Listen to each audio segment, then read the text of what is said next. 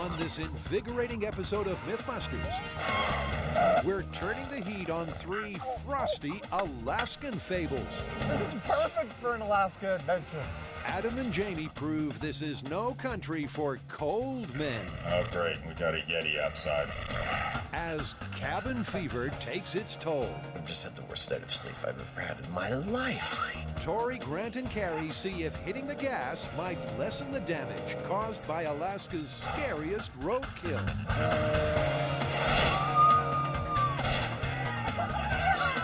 And we'll see if a dynamite-toting dog really could devastate a drunken duck hunter's brand new SUV. Bye-bye. Who are the MythBusters? Did you know what was lurking in your basement? Adam Savage I am the fire ninja! and Jamie Heineman. Is that beautiful or what? Between them, more than 30 years of special effects experience. Joining them, Tori Belleci, I'm in a bad pirate. Grant Imahara, and Carrie Byron. Do it. They don't just tell the myths, they put them to the test.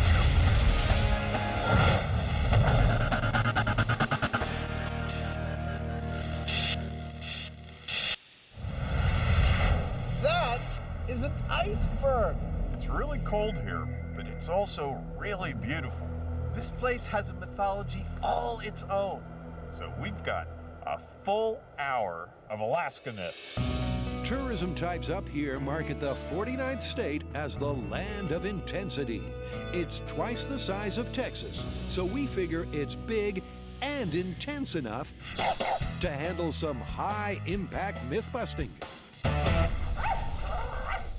Like most of our favorite myths, this one involves some drunken friends and explosives. You got a group of drunken friends, one of whom's just bought a brand new SUV, and they all decide that they want to go duck hunting with their dog. Except there's nothing around them but a frozen lake, and no duck is going to land on a frozen lake, so they need to make a hole. One of them offers up a stick of dynamite with a 20-second fuse to make a big hole, and throws that stick of dynamite as hard as he can. I can see what's coming. The dog, following its natural impulses, chases after that stick of dynamite, catches it, starts ferrying it back to the guy under the brand new SUV. Uh-oh. The dog, the dynamite, and the SUV go boom! The SUV goes down to the bottom of the lake, and the guy who owned it is still making payments. This not-so-urban myth surely stretches the bounds of human stupidity. My sympathies are all with the dog, though you must admit, it's as funny as hell. But maybe it's too funny to be true. As Jamie and Adam set off to find their frozen lake, it's worth noting that this folktale is almost as old as dynamite itself.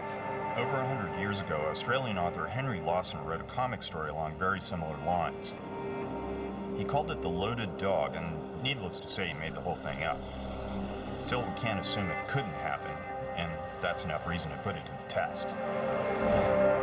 The first thing we obviously needed was a frozen lake, and the researchers found us one here in Alaska behind me.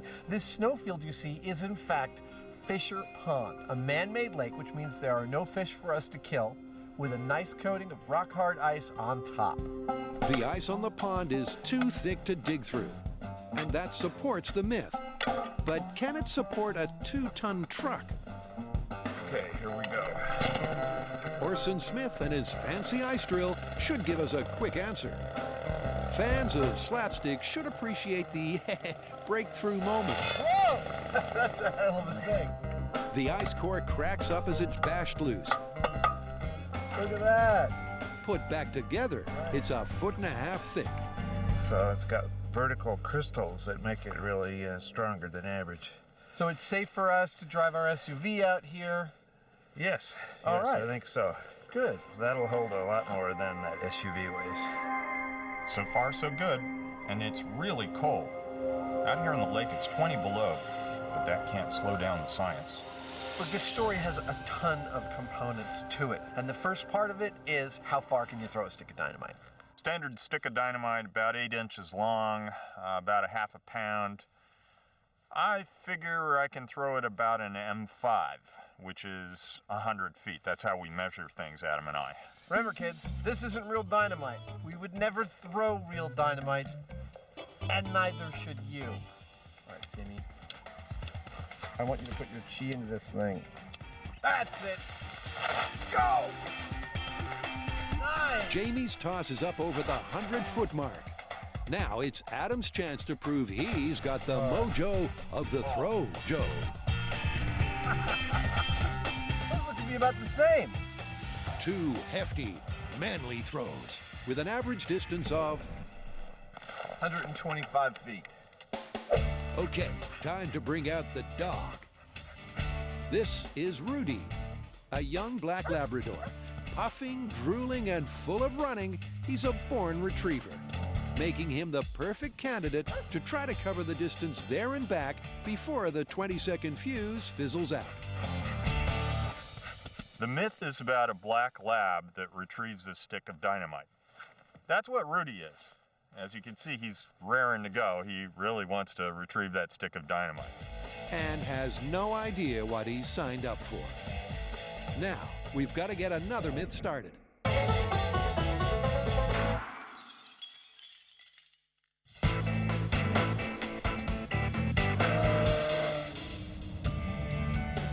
Okay, so we're in Alaska in the snow. What myth did we get? Okay, well, this is a fairly gory myth that affects a lot of Alaskans, but not so many in California. What's that? It's about the moose and what happens when you hit one with your car.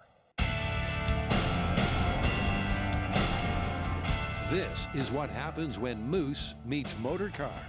And it's all too common here in Alaska. Your best bet is always to stop or swerve.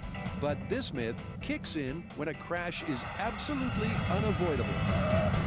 Even a low-speed collision most often ends with something bigger and heavier than a fridge coming right through your windshield. The myth says that speeding up instead of slowing down might push the unlucky beast over the car, meaning you might live to tell the tale. Well, obviously we're not going to kill a real moose to test this myth, right? Right. Now, we're going to have to make our own moose analog. They'll also have to wrangle a bunch of stunt cars and a safe test venue. But those are problems for tomorrow. Right now, they need to design a moose that can bounce back from something like this. Have either of you ever seen a real moose? No. I don't think so. Maybe we should try to find a real moose. That way we can make our crash test moose as close to a real one as we can. These California kids have never seen a wild moose, but they've had a tip-off from Alaska Fish and Game to search no further than downtown Anchorage. Whoa, that's a big one. This 1,200-pound bull named Buzzwinkle is loitering by a 2-story bar called Bernie's Bungalow. I'm not sure what's weirder, that the moose is in the middle of downtown at a bar, or that it's only like 1:30. The legs end right about where the hood is, like right where you'd hit. Look, he's going to the mall. This mature bull looks about 6 foot tall at the shoulder, but they'll need to get much closer to take accurate measurements for a crash test moose simulate. Cue the Alaskan Wildlife Conservation Center. Out here, moose are accustomed to the ways of men. Well, most men. As you can see, the ones in the wild are aggressive, but the ones in captivity are much friendlier. They're letting us get right up close to them so we can take measurements, because we're not going to be able to use a real moose when we crash the car into it. So we're going to need to make a moose simulate. Desperately hoping there's safety in numbers, Tori and his fellow moose measurers venture inside the fence. Okay, so I've got 9 feet nose to tail. That seems about right. So we have 6 foot to the hump, 9 feet nose to tail. We've got the legs about... It was about 4 feet tall. Let's see, it came up to your waist. So we're going to go, 4 feet looks good on the legs. Okay. But they still have to decide on the dummy's texture. Should their mock moose be served rare or well done? Let's say we make this moose dummy out of ballistics gel. We hit that with a car, it's just gonna explode. Yeah. So we need to get a feeling for, what it feels like. Well, this is definitely not a ballistic gel. Is he firm or Yeah, squishy? he's pretty solid. I mean, it's like there's hardly any fat on him at all. He's got sort of like the durometer of like rubber. Really dense rubber. Yeah. Really? Yeah. Seems we need to make a very dense rubber replica. And that's something the team can't do here in Anchorage. We don't even know remotely how we're gonna get all of that weight up onto such spindly little legs. So it's gonna take some planning, a lot of effort, and we need the tools back in San Francisco.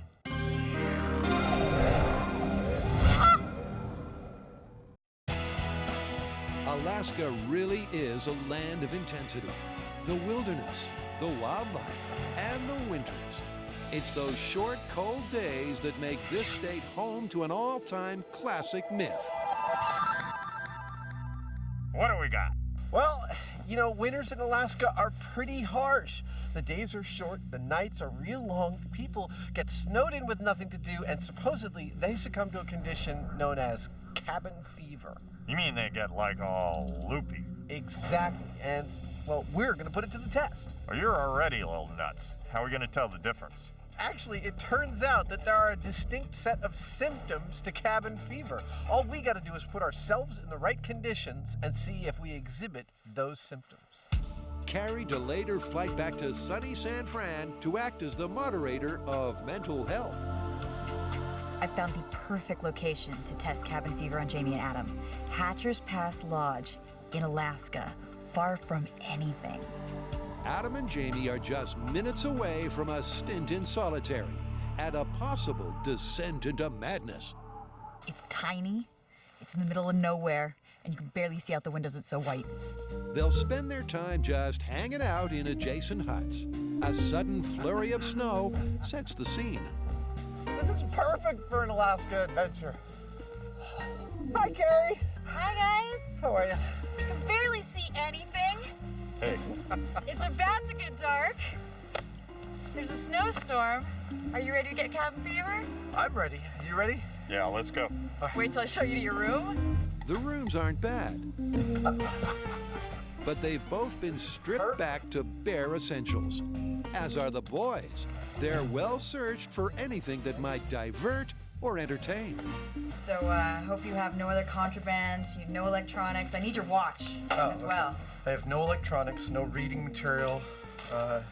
That's my watch. Both of our detainees think this will be a walk in the park.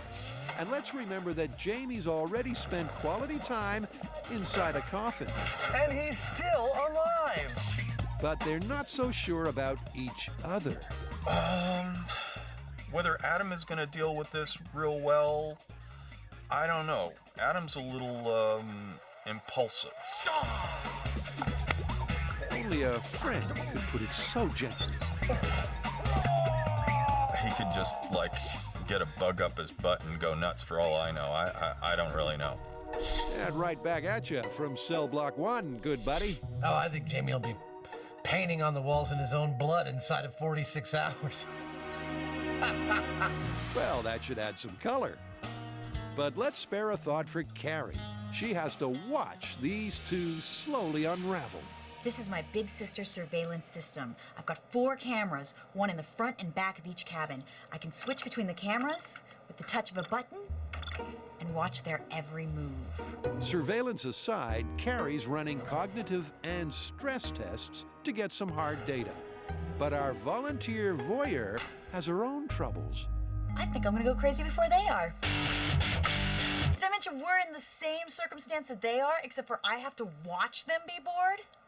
Jamie at least has a simple plan to preserve his sanity. I'll tell you what I'm going to do. Every day is going to be working out until I'm exhausted, and then I'm going to sleep. The man with the mustache kicks off in style, but the short days and long nights might soon sap his spirit. So, who's going to crack first? Adam, Jamie, or Carrie? Sweet dreams all round. Good night.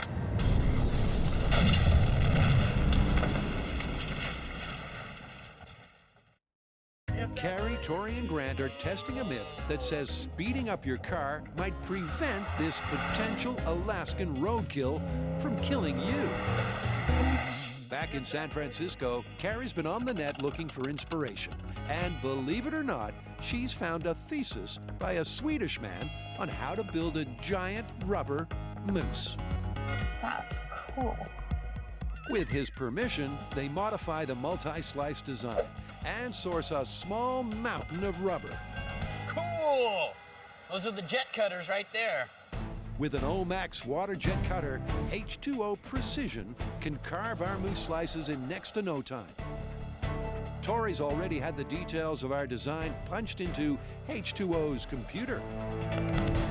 All right, here's our moose. I know it doesn't look like much of a moose, but it will. Now, what I have here are half-inch sheets of rubber. Now, we have the design of our moose in the computer in slices. Now, once we stack those together, we'll have the shape of a moose in rubber. The high-pressure water spurts out at 50,000 psi. That's enough to cut through 5 inches of solid steel. So this is like the proverbial hot knife through butter. Okay, so this is what we're left with. This is one layer out of over 150 layers of rubber that's gonna make up our moose. Now, once we stack these together in the right order and fasten it, we'll have roughly the same size, weight, and density as a real moose. But a real fake moose needs more than sheer mass. Back at M7, Carrie adds the bones and the sinew. This is the cable we're going to use to keep the moose together. This is going to run the length of the moose twice, and that way when the car actually hits the moose will stay flexible and bendy as if it's a real moose. Carrie sleeves the cable in rubber tubing, and Grant's done likewise with the legs. The deal is we want the legs, this is our moose leg, we want them to be floppy, but we also want them to be reusable once it gets hit. So the hip joint's going to be made out of steel, and that's going to connect to the cable that's inside of the moose leg, and when it gets hit, it'll go flying, and then we can set it right back up again. Meantime, Tori's going gangbusters with his half-inch fillets.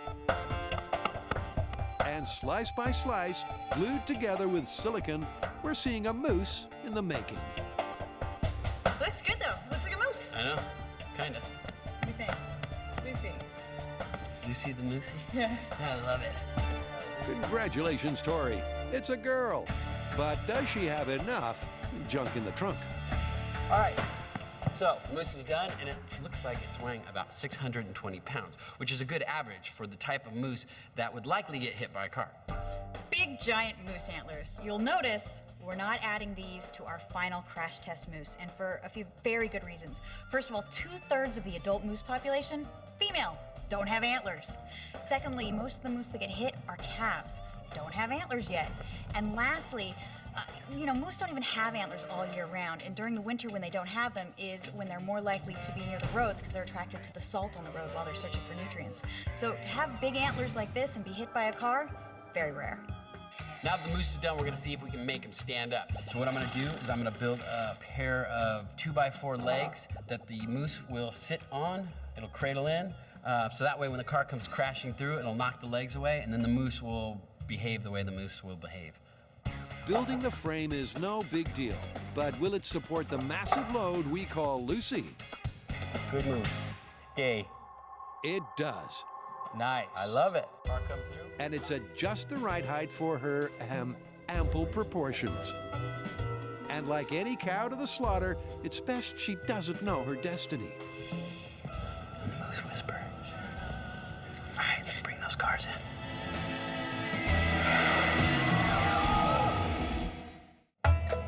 Adam and Jamie are freezing their facial hair on an icebound Alaskan lake.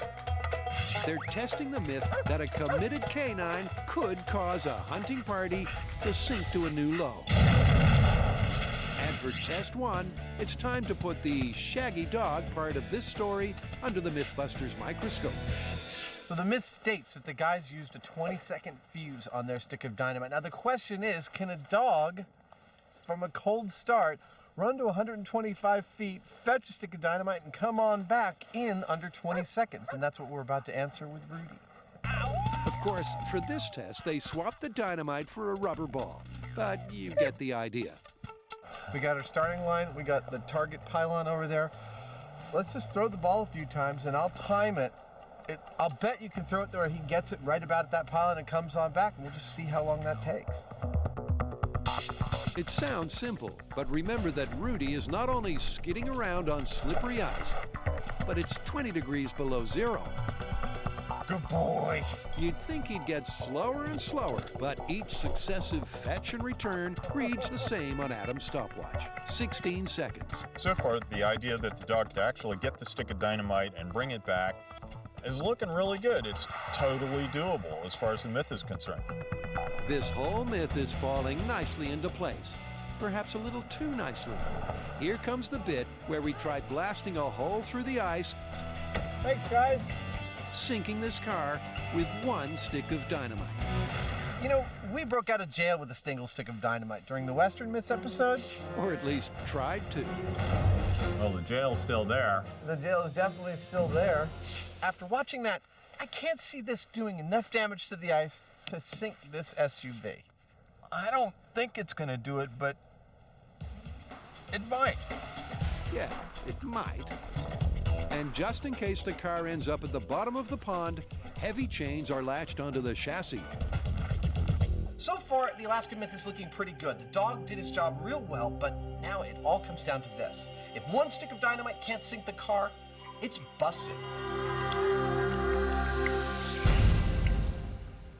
And now back to the myth designed to separate Adam and Jamie from their fragile faculties. Day 2 dawns on our cabin fever test, though it should be noted that a midwinter Alaskan sunup kicks in around 10 a.m. Good morning. It is the morning of day 2. I've had a reasonably fitful night of sleep. I had some really weird dreams.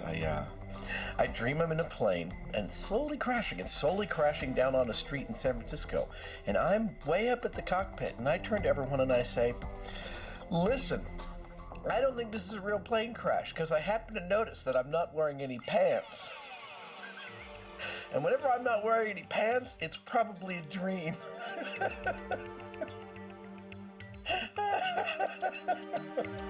Carrie's up already, bright-eyed, keen-eared, and she's wearing pants. It's early morning, and this is actually the first surprise, is that Jamie is still sleeping. He's an early riser. Usually he's up doing exercise and probably into the shop by 5 a.m.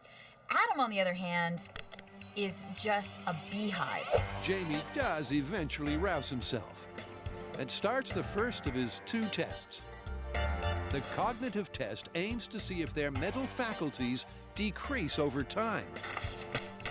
The saliva test is a stress indicator, but to get a fair reading, you can't eat or drink beforehand. Oh, you know what though? I think he just took a drink of water right before he took this test. So this and, trust me, many spit tests to come count for nothing. Spit reading of 35. This is the morning of the second day, so apparently I'm pretty relaxed. Shame we can't say the same for Carrie. But biometrics aren't the only indication of who is or isn't stressed and bewildered. Hap Wurlitzer owns these cabins, and he's come real close to misplacing his own marbles through many a long winter. It happens to everybody in Alaska, including me. What would you consider the symptoms? Well, it's probably being on edge, irritability, angry-looking eyes, forgetfulness. What's going on? And sleeping extra time in the cabins. So now we know what to look for. Jamie's already a pinup boy for symptom number 4. Next door, Adam can't stop fidgeting. Adam's body language at the moment shows that he's sort of antsy. Oh, he's going for the coat hanger. I knew he would make something with the coat hanger. I would totally make something with the coat hanger. Desperate times call for desperate diversions. Adam's building a fancy desktop toy from his one potential plaything, a wire coat hanger.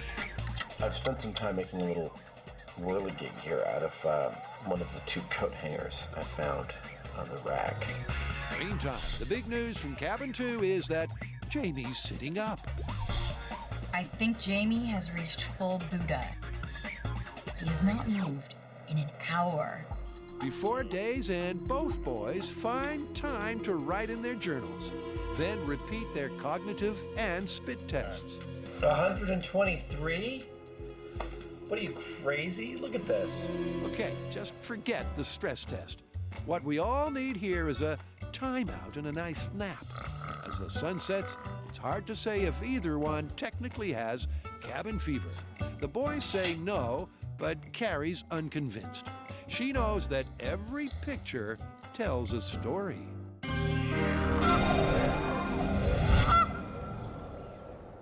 Tori, Grant, and Carrie spent the past few days making something that, well, let's face it, we've all thought about but never got around to doing. Building a huge rubber moose called Lucy. Now they've arrived at a specialized test track for what should be a shattering debut. Okay, so this myth is really about hitting the moose, because obviously if you can stop in time, that's going to be the best choice. Right, this is the point of no return. You're gonna hit the moose. Now the question is it better to speed up or slow down? All right, what do you think? Like 45 miles an hour? It's a good average between highway and regular roads? That sounds good. Crashing cars is more or less what the folks at E-Tech Testing Services do for a living. And parent company Energy Absorption Systems make crash cushions, which could be useful if this moose mayhem runs off the rails. But that's highly unlikely. A guide bar fitted to one wheel keeps the car on track. And through a system of chains and pulleys, a truck tows it from a safe distance in the opposite direction. The reason why we came to E-Tech is because they are set up to test crashes. That's what they do. They have a towing system. It's a 2-to-1 ratio so that their towing vehicle only has to go half as fast as the actual vehicle that's going to crash. Plus, they have a steering hub, and he's attaching that right now, so that way our car won't veer off course and we hit the moose right where we want. But crash test cars still need crash test dummies. You know, I think this is the first time we've ever used Buster for what he was intended to be used for. It's a historic moment.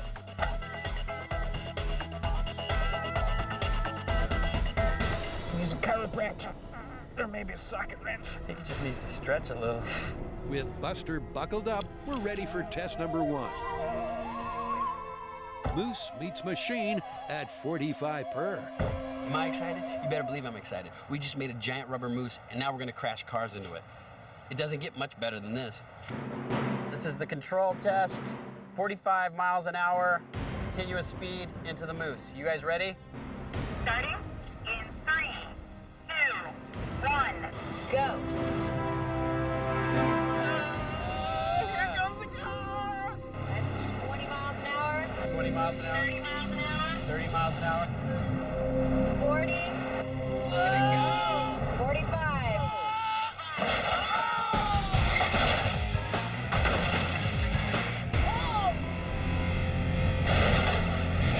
Wow, That worked perfectly. that's great. And the moose is still together. Let's go look at the car. Oh my God, dude, that's exactly what the real moose hit looked like. Well, this is a good test then. Yeah, That's a great test. And Tori knows what he's looking for. Back in Anchorage, he checked out a local body shop. Just in his end of town, Gary Mogg deals with 12 moose wrecks a year. This is not as bad as I've seen him to total out the whole car. And a lot of the times, I mean, I've seen some fatalities, of course. People didn't make it through. But this here is probably the best scenario when you hit a moose in the front end. Wow, that's a lot of damage. I mean, look at that. The whole top of the car is just peeled back. And how this guy survived, it's like a miracle. Apparently he laid down like this and let the moose go flying over him, but man, that would really ruin your day. Back in California, this eerily similar squashed sedan is cause for celebration. You gotta look at it from up here. The bumper's crushed in a little bit, but it traveled all the way over the hood. Look at that, like the hood's intact. That is a beautiful thing. I mean, the car came careening at the moose, hit the moose flies in the air, head kind of just floats, falls to the ground. We got exactly the result we need, and a lot of comedy out of this high speed, I'm sure. But we're not so sure. Aside from Carrie, seems the only one to split her sides was Lucy. It's not pretty, and it's not over. Will speeding up or slowing down reduce the carnage? And just how many cars can we afford to wreck in the cause of sensible driving?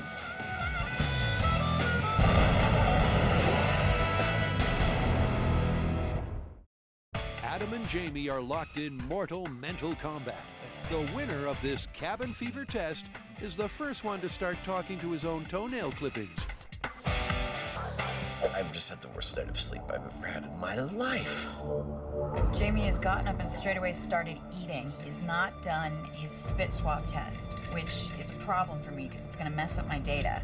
Either he's forgetting or he's just lost the plot completely. But don't underestimate Adam's cold weather quirks. These long-lived military rations are called MREs, or meals ready to eat. Some soldiers call them meals ready to expel. For breakfast today, I'm gonna have a little jambalaya. It's not exactly toast and grapefruit, but he might get a chance to test his chemical toilet. Oh, I forgot to try the Tabasco in there. Yes, charming. The morning wears on, and self-sufficient Jamie finds there's one thing he can't live without. I don't have any coffee, which bugs me because I'd be a lot more active and less inclined to just nap, which I'm sure is scintillating TV to watch me nap, but it's not my decision. Oh great, we got a Yeti outside. I've decided to play a little prank on Jamie and Adam to help with the ultimate urban legend. Jamie's cold stare shows he's not amused. But Carrie gets a better response from Adam.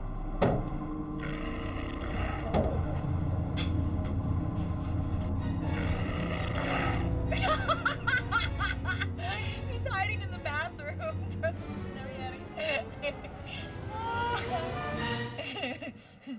Sounds like Carrie's the one who's ready to crack. I have to get out of here. But she has a remedy. For one crazy hour, Carrie does everything worth doing on fresh white snow. And I mean everything. It's my best work yet. So far, Adam and Jamie have ticked every box and peed on every post in the Dynamite dog store. 16 seconds. Now they need to see if one stick of dynamite really can break the ice and sink this car, which has exactly the same curb weight as the one in the myth. There's something known as reflection, meaning that the blast can bounce off of the underside of the SUV and into the ice. The ice is brittle. I don't think it's going to do it, but it might. Well, guys, it's the moment of truth.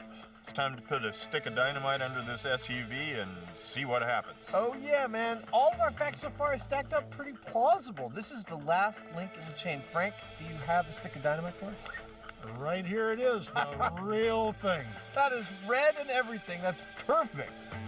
Now, cover your ears and thank goodness you're not here on Fisher Pond. This is what happens when MythBusters play with dynamite. Burn the hole!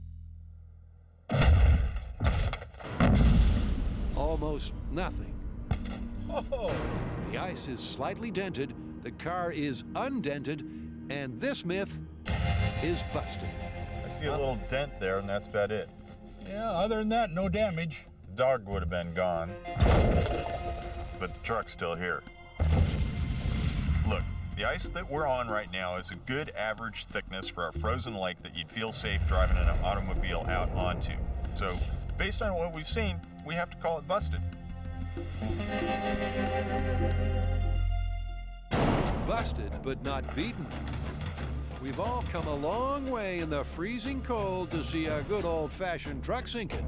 And 24 pounds of dynamite packed inside these high-tech directional cones should do the trick. Well, it's clear from the hole pattern I see around the car that we've got a nasty case of ice gophers. These little varmints will bore their way around any vehicle they find on the ice to chew on it underwater. There's only one way to take care of them, and that's high explosives. Burn the hole! Burn the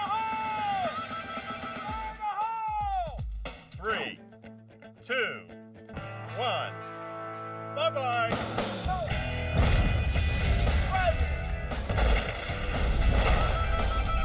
The ice ripples out like a liquid earthquake. Surface snow fills the air and blurs the view. By the time it clears, the car has disappeared. I don't see no SUV. No more SUV. It went bye-bye. So what do you think? Did it just blow the truck up or did it sink it? Well, I see a couple pieces of debris from the truck, but nothing major. I think it sank it. 99% of that truck's under the water. Let's yank on the chain and see what happens. Okay. Incredibly, this fresh blasted duck pond is already freezing over. Adam and Jamie really don't know for sure where the car went, but a few tugs on the chain confirm they've got a 2-ton catch. I think we're gonna need more explosives to get this truck out. I think we are. If they work putting it in, they're gonna work getting it back out again. That's true. No, we're not yanking your chain. To get the car back, they have to blast the ice one more time. Filming stops as the light fades, but the car was retrieved. We've left this pristine pond pretty much the way we found it, busting a myth and saving a puppy in the process.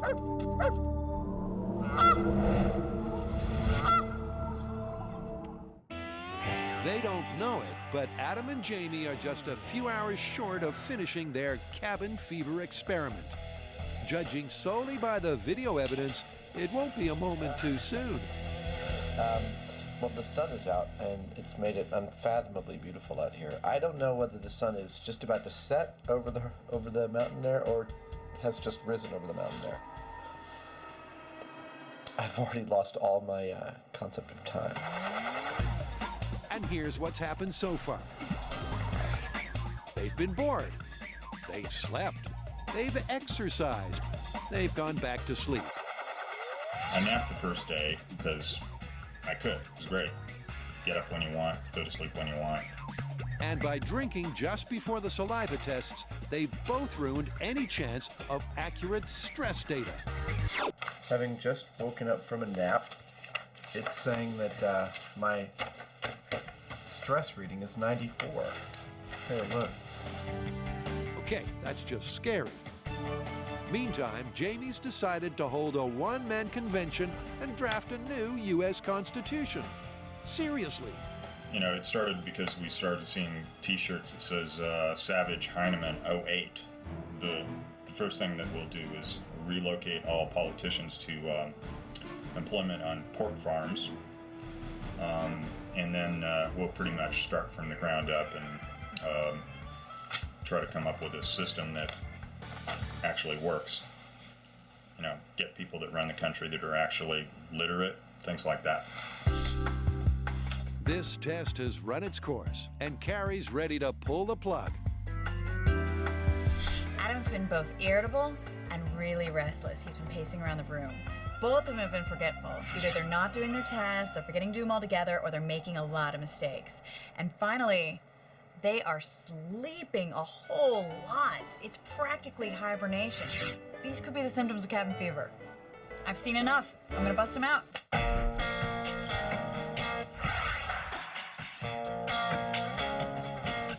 Have you had enough? I've definitely had enough. This was far from the relaxing respite that I thought it would be. Now, let's see how Jamie coped with just Jamie for company. The worst part was the beginning. Off it being here because you're in a closed up room. Chances are you're not going to like it as much as if you had all the normal stimulus. Have you had enough? I'm just starting to get into it. I'm not sure what that proves, and I was a little off about it. But that being said, then I started to get into it. I craved the sound of a human voice. I missed my wife. I haven't been bored, but I have been really lonely. But the real question remains, did either one ever lose his fragile grip on sanity? The cognitive test results were too consistent to prove anything. and they both blew the spit tests. But Carrie's kept a lookout for Hap's 4 sure signs. What's going on with me? Irritability. The mattress was terrible. Forgetfulness. Angry eyes. Oh, yeah. And excessive sleeping. Napping in the afternoon, napping in the morning. I love napping. All right, guys, how do you want to call this one? Well, based on the surveillance, you exhibited 4 out of 4 of the cabin fever symptoms, and you won. Yeah, but he's a robot. And I just got in. It was a long trip. I was tired. I think we could call this plausible. Plausible it is. Okay, plausible. Can I go back to the room now?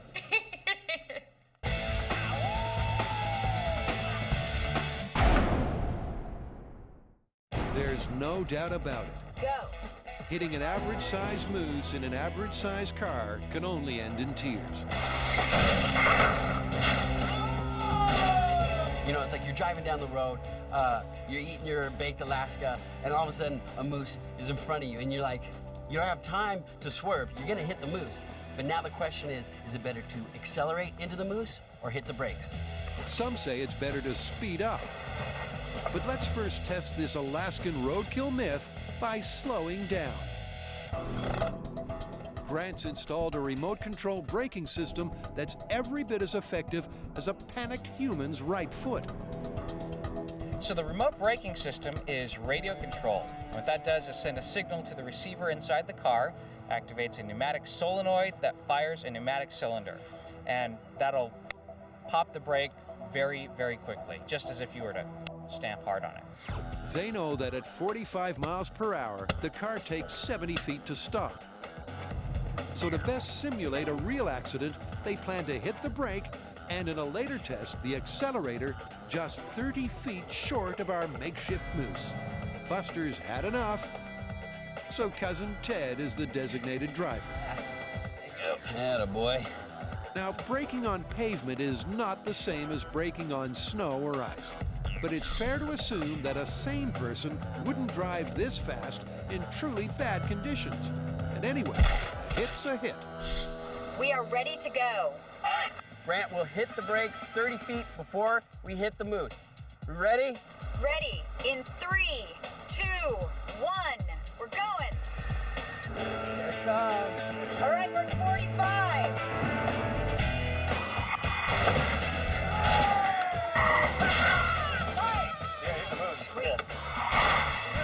Stop perfectly. Wow. It's another windshield wipeout.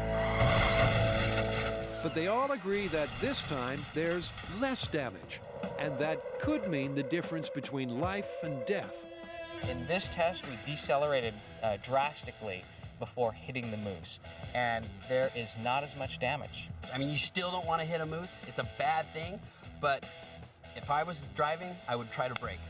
But they've also noticed that the moose hit higher when the car went faster. This myth might have some mileage after all. I'm starting to think that if you speed up, if you accelerate like in the myth, it might actually hit even higher. Now, whether it's going to clear the car, I'm not entirely convinced of yet. All right, you guys, this is it. This is what the myth is all about. That's right, man. We're going to drive 45 miles an hour towards the moose. 30 feet before we hit it, we're going to speed up and see what happens. So we can definitely see if there's a difference between speeding up or slowing down if you're going to hit the moose. So what do you think's going to happen? Oh, I think we're going to do some serious damage to both the moose and the car. Lucy gets pieced back together for the big show. All right, good as new. And fearless Ted gets dragged back behind the wheel. Snap out of it. This is the test that might confirm the myth. Just 30 feet short of certain catastrophe, driver Brian's been told to hit the gas. All right, this is acceleration test. We are ready. 1, go. 10 miles an hour. 20 miles an hour. 40 miles an hour. 45. Accelerate.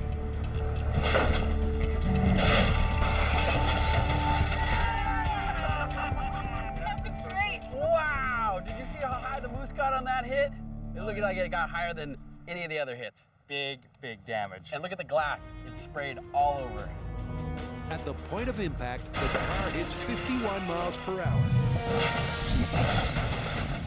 Oh my God, look. It broke the back window out. Oh. Wow! Dude, that moose flew higher than any of the tests. But it didn't clear the car. The side pillars are crushed, and the roof is peeled back like a sardine tin. Look at this. It totally bent the midsection of the car down. Look at the back seat. It went to the back seat. It went whoosh. So what do you think? Going faster doesn't look like it's a better tactic. Unless you want to get your car more damaged.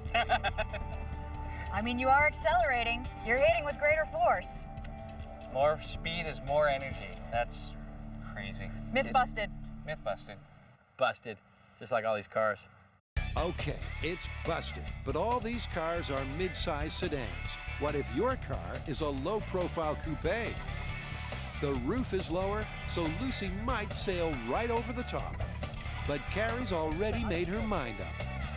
Personally, I think people are watching way too many cartoons and getting their physics from Wile E. Coyote. I mean, when he goes off a cliff, he hangs there for a minute before he falls. I think they're seeing the moose gets hit, and kind of hangs there and then drops. It's just not possible. Well, let's see. This time, Brian's simple brief is to put his foot down all the way. This is full speed test. We're giving it everything we got. That's right, low profile car. This is it. All right, Brian, hit it. Here he goes. Oh my gosh. Oh dear. Oh my God, it's going so fast. There's sparks coming out. Oh my God.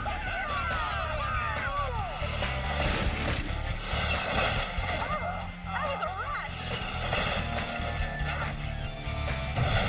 The car hits 75 miles per hour. Lucy's lost her legs. The car is caved in. Ted's a sad statistic. And this myth is double busted. This hit was hard enough to knock the ears off of our moose and the antlers. That's kind of an impact. That's pretty crazy. The moose is coming down on the car. No matter what you do, you're crashing. You know what? I have a whole new respect for moose. I hope I never run into one on the road.